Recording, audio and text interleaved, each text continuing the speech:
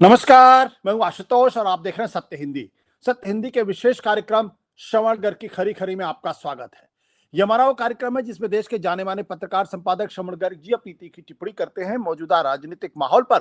और उनकी तीखी टिप्पणियों से न तो सत्ता पक्ष बचता है न विपक्ष, और दोनों ही तिलमिला के रह जाते हैं। आज फिर मुखातिब होंगे श्रवण जी से, लेकिन उसके पहले एक छोटी सी अपील। सत्य हिंदी एक कोशिश है ईमानदार, निडर और निर्भीक पत्रकारिता की। हम अपने लाखों दर्शकों के शुक्रगुजार हैं जो लाखों की संख्या में हमारे कार्यक्रमों को देखते हैं और हमारी हौसला अफजाई करते हैं। हम उनसे एक और छोटी सी गुजारिश करना चाहते हैं कि आप सत्य हिंदी की मेंबरशिप ड्राइव से जुड़े, यानी बड़ी संख्या में सत्य हिंदी के सदस्य बन के सत्य हिंदी की मदद करें। यह हमारे लिए बहुत बड़ी मदद होगी। और अब आज की बातचीत हम शुरू करते हैं। दरअसल आज हम श्रवण जी से यह जानना चाहते हैं कि जो मौजूदा संसद है, जिस संसद में इस वक्त स्पीकर पर यानी स्पीकर महोदय पर विपक्ष को कतई भरोसा नहीं है, इसलिए 118 सांसदों ने स्पीकर के हटाने को लेकर प्रस्ताव लोकसभा के अंदर रखा है, जिस पे चर्चा चल रही है। ये प्रस्ताव क्यों है? इस प्रस्ताव की जरूरत क्यों पड़ी? लोग ये सवाल कर सकते हैं कि दरअसल पहली बार ऐसा नहीं हुआ, इसके पहले भी 3 बार ऐसा हो चुका है। लेकिन प्रश्न ये है कि क्या आज स्पीकर पर विपक्ष को कोई भरोसा नहीं रह गया है? और अगर स्पीकर पर भरोसा नहीं है, जिनके बारे में कहा जाता है वो किसी पार्टी के भले होते हैं, लेकिन स्पीकर बनने के बाद दरअसल वो किसी पार्टी के नहीं होते, और सत्ता पक्ष विपक्ष दोनों को वो एक नजर से उनको देखना चाहिए। लेकिन विपक्ष की तरफ से जो तीखे हमले किए गए हैं उनमें साफ तौर पर कहा गया है वो व्यक्तिगत तौर पर ओम बिरला जी के खिलाफ नहीं है, लेकिन जिस तरीके से हाउस को कंडक्ट किया जा रहा, जिस तरीके से विपक्ष को बोलने नहीं दिया जा रहा, उसका अर्थ क्या है? तो कई ऐसे गहरे सवाल हैं, और मुझे लगता है कि क्या हमारा लोकतंत्र वो इलेक्टोरल डेमोक्रेसी में कन्वर्ट होकर रह गया है बजाय पार्लियामेंट्री डेमोक्रेसी के? जानेंगे श्रवण जी। सर, आपने कहा इलेक्टोरल डेमोक्रेसी का शब्द का इस्तेमाल किया पार्लियामेंट्री डेमोक्रेसी की बजाय। आपने इलेक्टोरल डेमोक्रेसी शब्द कहा, मैं आगे बताऊंगा कि इलेक्टोरल डेमोक्रेसी नहीं है, दुनिया की नजरों में ये इलेक्टोरल ऑटोक्रेसी है। दुनिया भर की रिपोर्ट्स में जो भारत के बारे में कहा गया है, हम उस पर बाद में आते हैं। आपने एक और चीज कही, स्पीकर के खिलाफ अविश्वास प्रस्ताव 118 सांसदों ने। हम उस पर आते हैं कि क्या ये अविश्वास प्रस्ताव हकीकत में स्पीकर के प्रति भी है क्या? हम क्या मानते हैं कि ये वास्तव में स्पीकर के प्रति है, या हम कहना नहीं चाहते कि ये प्रस्ताव स्पीकर के प्रति नहीं है? स्पीकर के प्रति अविश्वास प्रस्ताव है, और जैसा हमने देखा गौरव गोगोई ने बताया कि पैरेलल स्पीकर का कोई प्रोविजन नहीं है। कानून की किताब पढ़कर वो बता रहे थे, संसदीय प्रक्रिया जी। और वो ये कह रहे थे कि स्पीकर को बैठना चाहिए, आसंदी पर उपस्थित रहना चाहिए। जगदम्बिका पाल बैठे हैं और वो बार बार जिस व्यक्ति के खिलाफ अविश्वास प्रस्ताव आया है उसके हाई मॉरल ग्राउंड की तारीफ कर रहे हैं।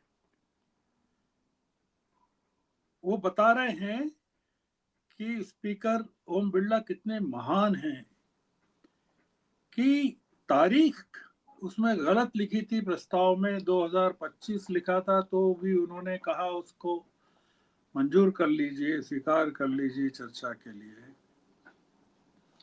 तारीख ठीक करवा लीजिए। हस्ताक्षर नहीं थे तो उन्होंने कहा कोई बात नहीं, आप हस्ताक्षर ले लीजिए, उसकी फोटो कॉपी ले लीजिए। इतने उदार हैं कि वो चाहते हैं कि उनके बारे में चर्चा हो। एक व्यक्ति जिसके बारे में अविश्वास प्रस्ताव है, उसके प्रति जो उनकी जगह स्पीकर का काम कर रहा है वो तारीफों के पुल बांध रहा है सदन के अंदर, वो प्रधानमंत्री उसकी तारीफों के पुल सदन के बाहर बांध रहे हैं। अब आपने शायद पिछली चर्चा में जिक्र किया, कोटा में प्रधानमंत्री ने तारीफ की। हमने राज्यसभा में देखा था धनखड़ साहब के जमाने में कि वो कैसे पीएम जब बोलते थे तो मंत्रमुग्ध होकर पीएम की तारीफ करते थे, देखते थे पीएम की तरफ और अपने आप को एकलव्य बताते थे संघ का। क्या हुआ धनखड़ साहब का? अविश्वास प्रस्ताव स्पीकर के खिलाफ है, पर सदन से गायब प्रधानमंत्री हैं। जैसे कि अविश्वास प्रस्ताव पीएम के खिलाफ है।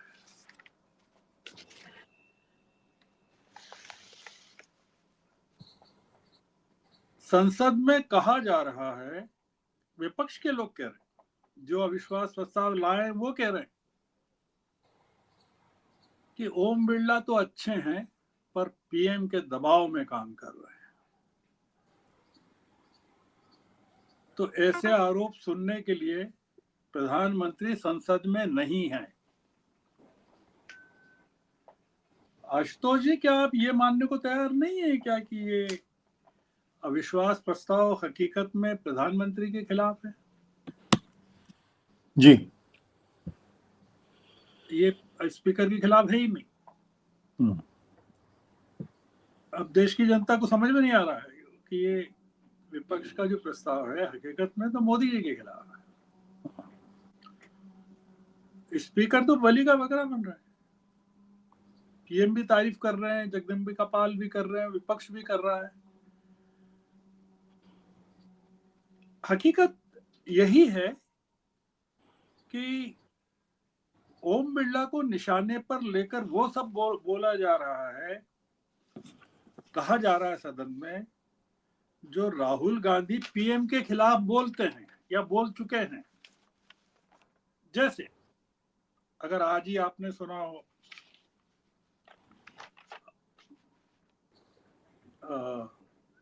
उनको सुना हो, हमारे वेणुगोपाल जी को सुना हो, गोगोई जी को सुना हो, क्या बोले, Epstein file, Hardeep Puri, surrender to US, 1 महीने की अमेरिका द्वारा परमिशन तेल खरीदने की। भारत ने अमेरिका की ब्लैकमेलिंग के सामने अपनी संप्रभुता से समझौता कर लिया। ये बताइए, इसका ओम बिरला से क्या लेना देना है इन आरोपों का? ओम बिरला के खिलाफ तो यही है ना कि पक्षपात करते हैं, विपक्ष को बोलने नहीं देते, डांट देते हैं, बैठ जाओ। पर ये तमाम चीजें प्रधानमंत्री के बारे में कही जा रही हैं। जो सबसे बड़ा आरोप लगाया है, जो वेणुगोपाल ने, अगर आपने सुना हो, वो ये है कि संसदीय प्रजातंत्र खतरे में है। The parliamentary democracy is in danger, जो आपका मूल सवाल है। इसका मतलब ये कि गुजरात के एक बापू के नेतृत्व में देश ने 1947 में ब्रिटिश अंग्रेजों से आजादी पाई थी। गुजरात के दूसरे बापू ने 8 दशक बाद अमेरिकी अंग्रेजों को के सामने देश को गुलाम बना दिया। ये मतलब है। जो संसद की बातचीत है उसका सार ये है, वी डैम जो है वो एक बहुत ही बड़ी प्रसिद्ध संस्था है दुनिया की। उसकी एक रिपोर्ट है आशुतोष जी, डेमोक्रेसी 2025। मैं उसको फॉलो कर रहा हूं, 2021 से फॉलो कर रहा हूं उस रिपोर्ट को। एक ही बात है, पर 2025 में काफी मुखर होकर कहा गया है, भारत को वी डैम ने अपनी रिपोर्ट में इलेक्टोरल ऑटोक्रेसी की श्रेणी में रखा है। आपने शब्द इस्तेमाल किया था इलेक्टोरल डेमोक्रेसी। इलेक्टोरल ऑटोक्रेसी का मतलब यह है आशुतोष जी, पूरी तरह से एक तंत्री या निरंकुश शासन व्यवस्था में चुनाव जिस तरह से नहीं होते चीन में, रूस में, उत्तरी कोरिया में, भारत में चुनावों के जरिए एक तंत्री शासन व्यवस्था जो उसमें लिखा है 2017-18 से कायम है। उसमें क्या क्या होता है? इलेक्टोरल ऑटोक्रेसी में प्रजातांत्रिक स्वतंत्रता, जिसमें कि सिविल सोसाइटी की आवाज, मीडिया की आवाज को कुंद कर दिया जाता है या लगातार वो कमजोर की जा रही है। इलेक्टोरल ऑटोक्रेसी की जो परिभाषा बताई गई है वो ये है कि चुनाव तो होते हैं पर फ्री और फेयर नहीं होते। सरकार प्रजातांत्रिक स्वतंत्रताओं को सीमित करती जाती है। अब आप इस परिप्रेक्ष्य में अपने सवाल को देखिए कि आपने जो सवाल पूछा था उसका जवाब आपको मिल रहा है कि नहीं। एक जो महत्वपूर्ण बात कही गई आशुतोष जी उसमें वीडेम की रिपोर्ट में, वो ये है कि वर्तमान शासन में विपक्ष के अधिकारों पर भी प्रहार हो रहा है। विपक्ष के आजादी पर, विपक्ष के राइट्स पर, डेमोक्रेटिक राइट्स पर। जब देश में इलेक्टोरल ऑटोक्रेसी है आशुतोष जी, तो फिर संसदीय व्यवस्था या संसद की जरूरत भी क्यों होना चाहिए? यह है मुद्दा कि भाई जब आप एक ऑटोक्रेसी की तरफ ले जा रहे हैं,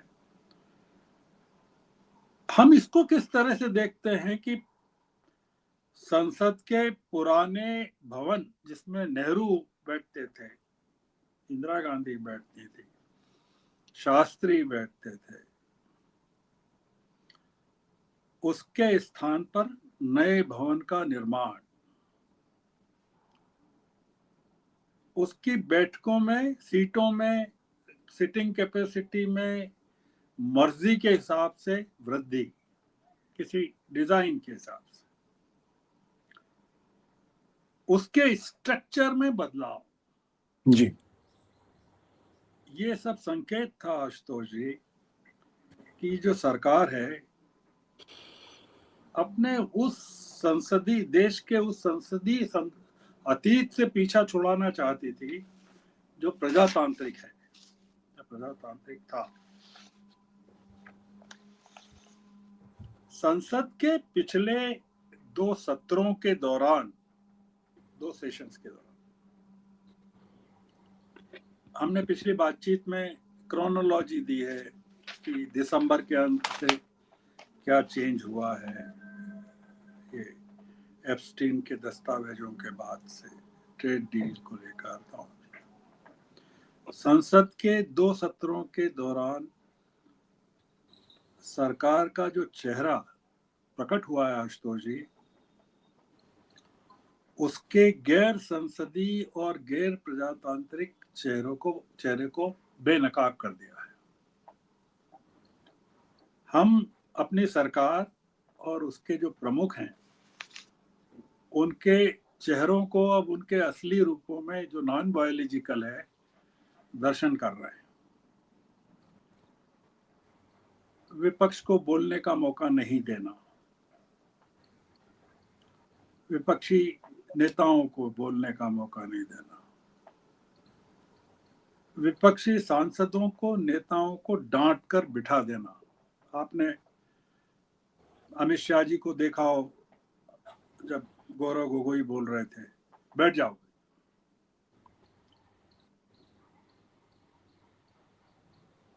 राहुल गांधी को, लीडर ऑफ द अपोजिशन को डिस्क्वालीफाई कर देना। नोटिस पर जरा से एक्सक्यूज पर रातों रात मकान छीन लेना। राहुल गांधी के खिलाफ एक के बाद एक केस डिफेमेशन के। अब वो जैसे आज की खबर है कि नासिक के जो केस है उसमें डिफेमेशन से वो बाहर आ गए। सांसदों को पूरे सत्र के लिए सस्पेंड कर देना,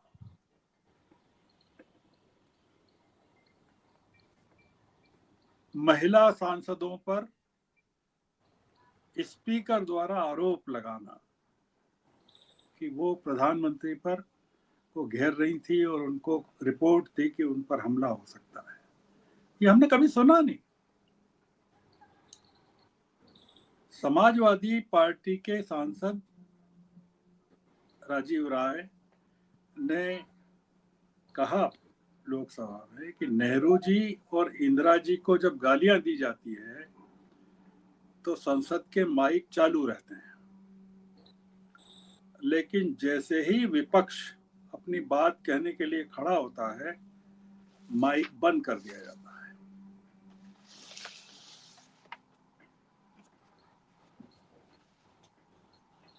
देखिए, इसमें इशू ये है आशुतोष जी, जो समझने का है कि मोदी जी अपने पूरे संसदीय कार्यकाल में या विधानसभा में जब रहे, जहां से उन्होंने शुरू की यात्रा गुजरात से, वो आज तक विपक्ष में नहीं बैठे हैं कभी भी। He has never been a member of the opposition। वो सीधे चीफ की कुर्सी पर बैठे और सीधे प्रधानमंत्री बने, इसलिए उनको विपक्ष की आजादी के बारे में न जानकारी है न वो जरूरत समझते हैं। संसद को इस समय पार्लियामेंट्री संसदीय कार्य मंत्री चला रहे। संसदीय कार्य मंत्री पूरे समय रहते हैं, मतलब असल में तो वही प्रधानमंत्री का काम कर रहे हैं।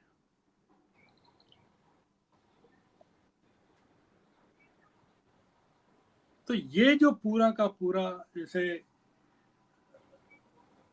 संसदीय कार्य मंत्री कहते हैं कि प्रियंका गांधी को विपक्ष का नेता होना चाहिए, तो सुनती भी हैं, मुस्कुराती भी हैं। वो ये बताते हैं, वो ये नहीं बताते हैं संसदीय कार्य मंत्री कि डिप्टी स्पीकर का जो पद है नैतिक रूप से जो विपक्ष को दिया जाना चाहिए, वो मोदी जी के पूरे कार्यकाल में क्यों नहीं दिया गया।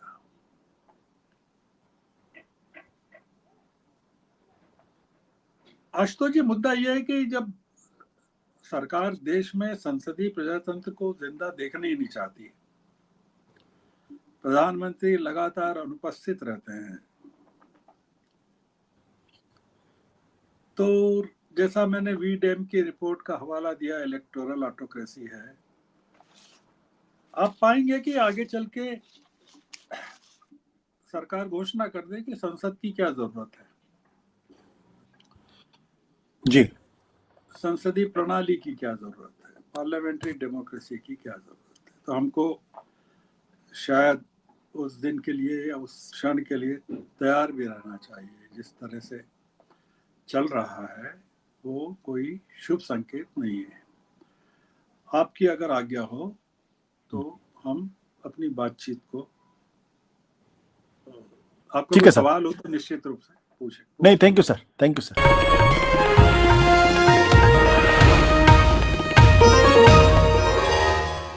Copyright disclaimer under Section 107 of the Copyright Act 1976. Allowance is made for fair use for purposes such as criticism, comment, news reporting, scholarship, and research. Fair use is a use permitted by copyright statute that might otherwise be infringing.